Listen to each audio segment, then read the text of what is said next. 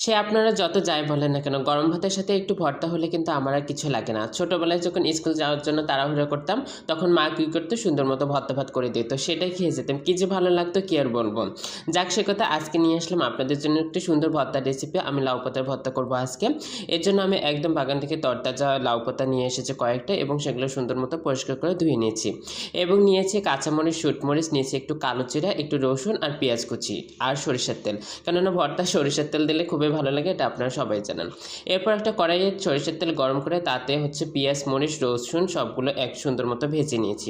ওই একই তেলে লাউ পাতাগুলো সুন্দর মতো ভেজে নিয়েছি। এগুলো এমনভাবে ভাজবেন দেখবেন যেন পানি না থাকে।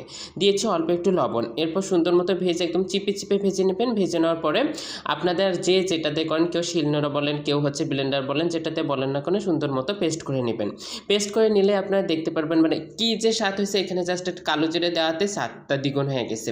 দেন পরিবেশন করবেন। আশা করি আপনাদের কাছে অনেক ভালো লেগেছে। যদি ভালো লেগে থাকে গাইজ ভিডিওটা, তাহলে দয়া করে একটা শেয়ার করে দেবেন। আপনারা হয়তো জানেন না, আপনাদের একটা শেয়ার আমাদের জন্য যে কী যে উপকারের, কী আর বলবো। Thank you so much. Tata and take care.